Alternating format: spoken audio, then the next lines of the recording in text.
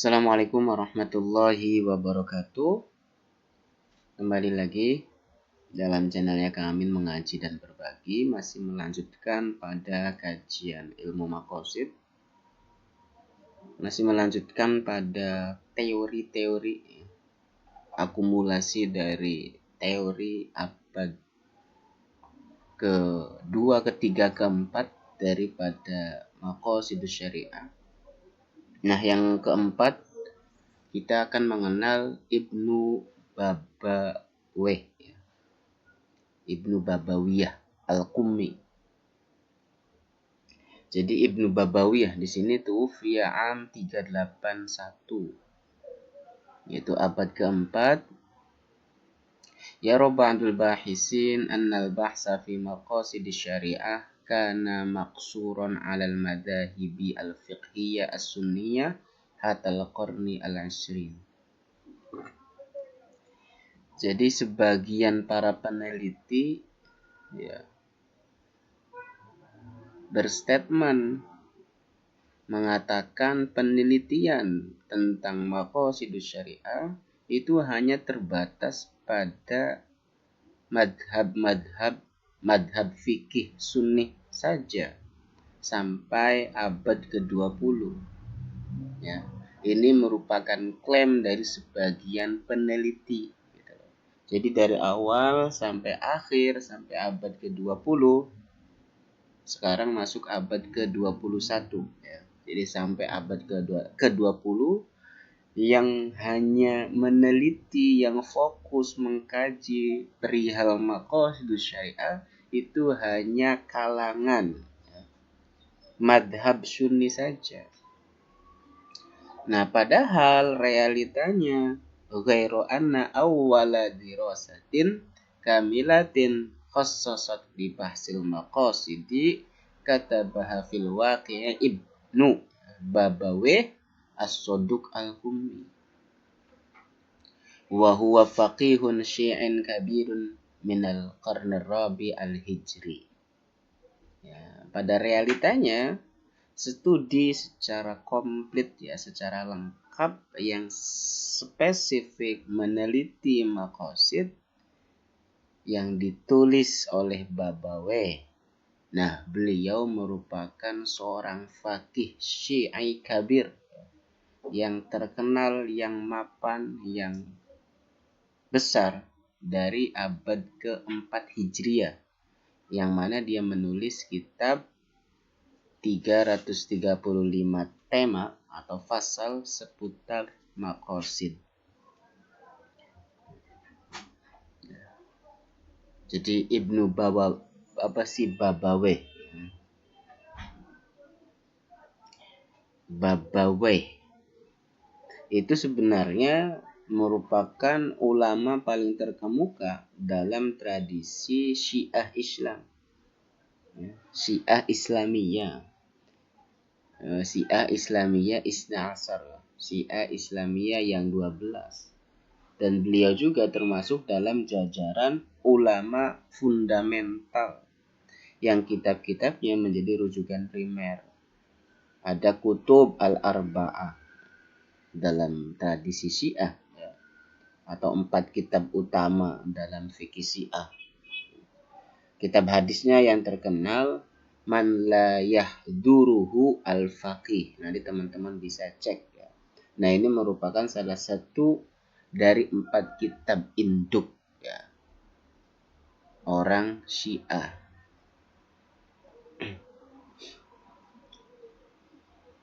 Nah, kemudian ya Rabbul bahisin kan di sini sebagian peneliti mengklaim bahwa maqasid itu hanya digeluti oleh orang Sunni, ternyata enggak.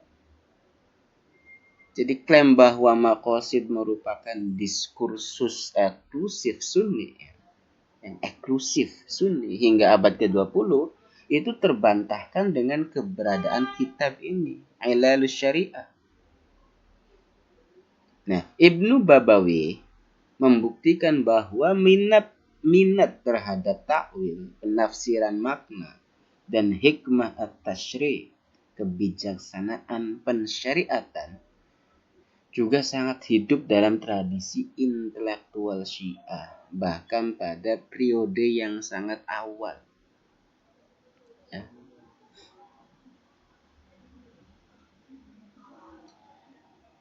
Nah, dia kan menulis 335 pasal seputar maqasid. Artinya ini tema yang sangat kaya. Yuqaddimu al-kitab wa unwanuhu ilalus syariah. Yaitu ya sebab-sebab dibalik syariat. Jadi syariat diturunkan memiliki sebab, alasan. Nah, kitab ini tafsiran aqliyan lil imani billah wa bil anbiya wal ghaib wa baqiyatil mu'taqadat. Itu sebagai tafsiran. Ya. Penjelasan secara rasional iman kepada Allah, kepada para nabi, kepada hal-hal yang gaib dan keyakinan-keyakinan yang lain. Kama annahu yasrahu al-asbab al-kamina khalfas salat was-siyam wal-hajj was-sadaqah wa birrul walidain wa ghairu dzalika minal a'malil wajibat.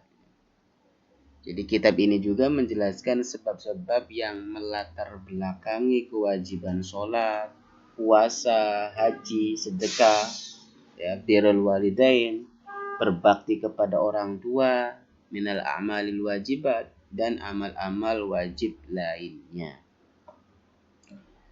Nah, kemudian ada perbedaannya kalau misal teman-teman ini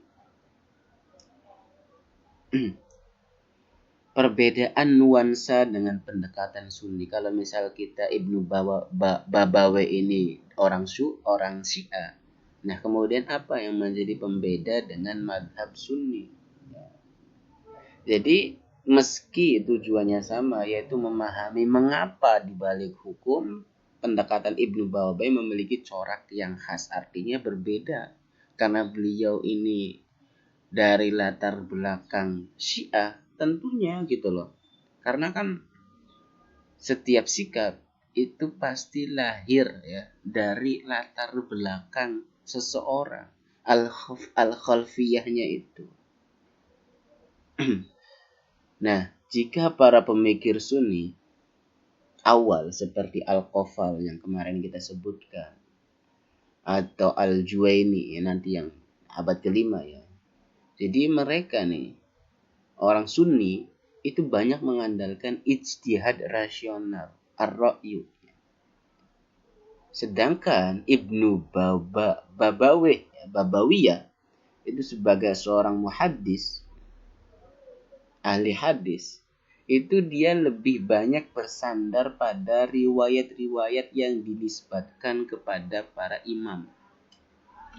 Jadi kan dalam tradisi Syiah itu masih sangat erat ya, apa-apa itu menyandarkan kepada imamnya itu, Imam Isna Asyar, imam yang 12 itu.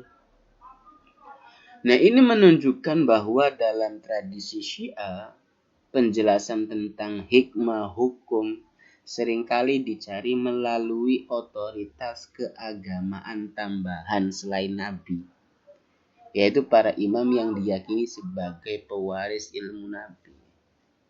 Jadi masih dicari dulu gitu loh. Sikap-sikap, klaim-klaim yang dikeluarkan, yang distatementkan oleh para imam itu. Jadi didahulukan itu dulu para imam dulu. Kalau misal kita Sunni ya, kita Sunni yang Sunni ya. Maaf kalau ada penonton yang mengkaji ini orang Syiah. Ya langsung berijtihad gitu. Nah, kemudian Ibnu Babawiyah itu ada penekanan pada dimensi batin ya dalam memahami maqasid. Banyak penjelasan dalam Ilalus Syariah yang menyentuh dimensi esoteris, ya, kelangitan dan spiritual di balik hukum. yang selaras dengan kecenderungan tertentu dalam teologi dan filsafat Syiah. Nah, seperti itu. Jadi memang keberadaan kitab yang ditulis oleh Ibnu Babawiyah Ilalul Syariah sejak abad keempat menunjukkan bahwa pemikiran muhaddis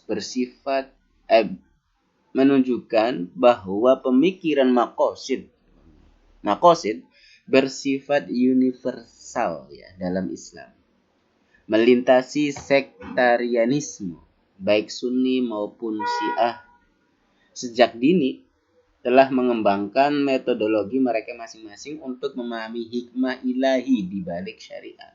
Jadi sudah ada kecenderungan untuk memahami mengapa gitu loh. Di balik hukum itu tidak hanya orang Sunni, ternyata sekte-sekte yang lain juga mengkaji perihal ilalus syariah. Sebab akibat di balik syariah itu. Hal ini membuka peluang untuk dialog intelektual yang produktif antara kedua madhab utama dalam Islam untuk bersama-sama menggali khazanah pemikiran hukum Islam yang kaya dan bermakna. Seperti itu. Kita lanjut satu lagi. Al-Amiri filosof yang wafat pada 381. Sama ini. Wah, ini ada salah cetak nggak nih? Waktunya plek ketiplek sama loh.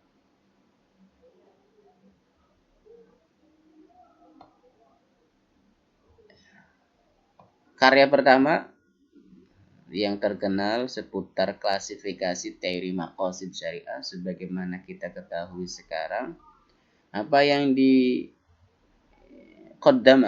dibawakan oleh Al-Amiri, seorang filosof, di dalam kitabnya yaitu Al-I'lam bi Manaqibi Al-Islam ya.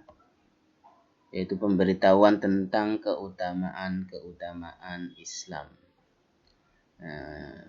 Beliau menulis kata ba'an mazjarati qatlin nafs, larangan keras untuk membunuh jiwa, wa majzarati akhdil ma, larangan keras mengambil harta, wa majzarati hatkis satr, larangan keras untuk merusak kehormatan, wa majzarati salbil ard, larangan keras menodai ya, ard itu martabat, wa majzarati khalqil baid aidin, larangan keras untuk melepas perisai agama.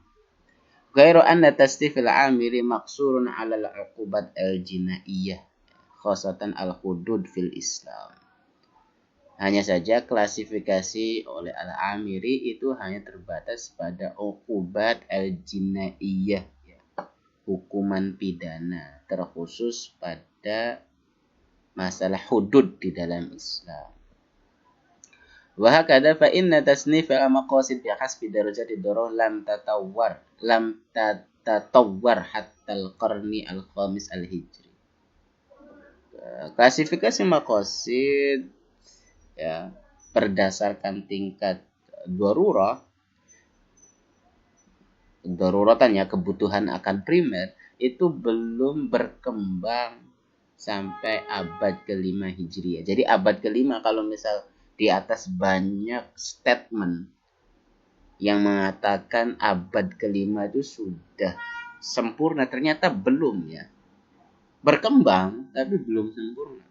Summa wasalat nadratul maqasid biramtiha ila darwati nudujiha fil qarni samin al-hijri.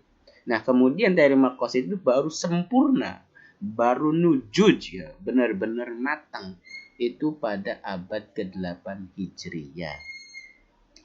Idza istasnaina ma jara min tatawurat fil qarni al-20 miladi.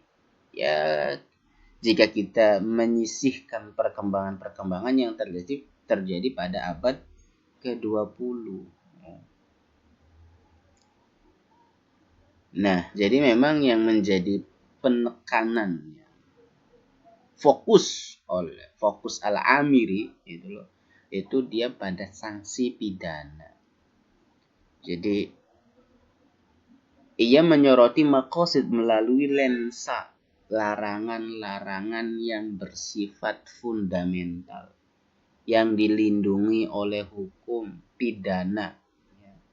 Jadi setiap larangan keras majzarah yang ia sebutkan secara langsung berkorespondensi dengan salah satu dari 5 kebutuhan darurat ad-daruriyat al-khamsah. Jadi kayak misal larangan membunuh artinya kita harus melindungi jiwa. Ya, hifdu an-nafas.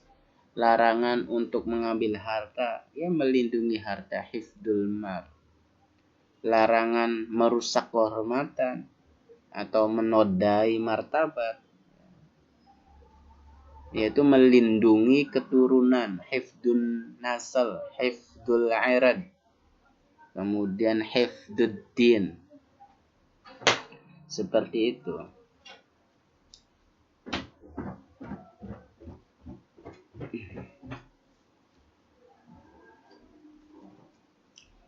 Jadi puncak kematangan dan perkembangan selanjutnya.